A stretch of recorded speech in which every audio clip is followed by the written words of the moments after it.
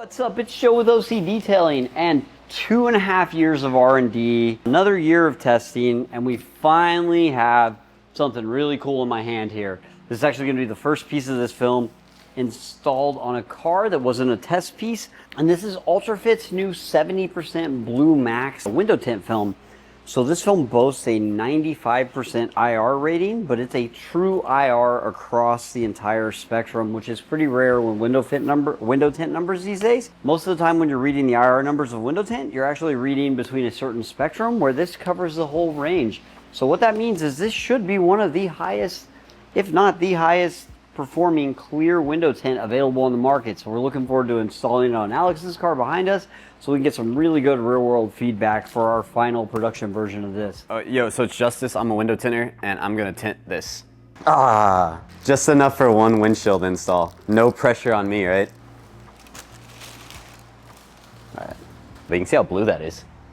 It's super blue. I actually like blue films, though. Yeah. Yes, I'm a fan of blue when it comes to films.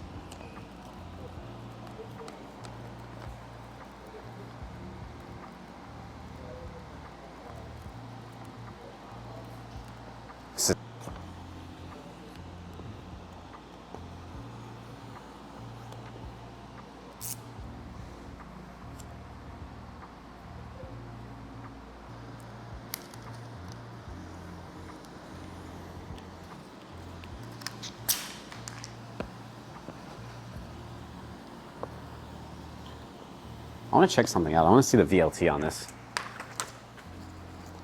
It looks darker than a 70% to me. Alright, let's test it. Yeah, don't worry about the other numbers on this. We're just focusing on the VLT right now. So, well, I'm off. 69.7. Oh, well, look at It's that. pretty much spot on, yeah. Never mind, don't listen to me. That's the, yeah, I am mistaken.